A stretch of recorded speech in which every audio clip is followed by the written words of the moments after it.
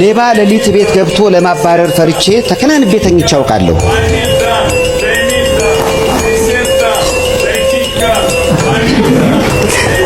እንዴ ምን ነው? እኔ በደንብ እንኳን ገብቶ አይደለም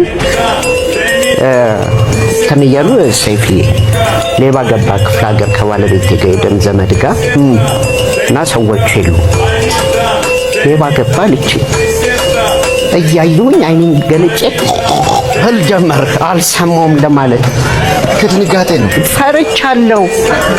አረ ሌባ ገብቷል እዛ እንደውም በረት ውስጥ አህያ ምናምን አለ ወይ ጅብ ይሆናል ተነሱ አለች። አልወጣም ዝም ብለን ያንጠለጠልኩ አለች። እንዴ ለማንጠልጠሉ ከኔ አህያው አይሻልም እንዴ?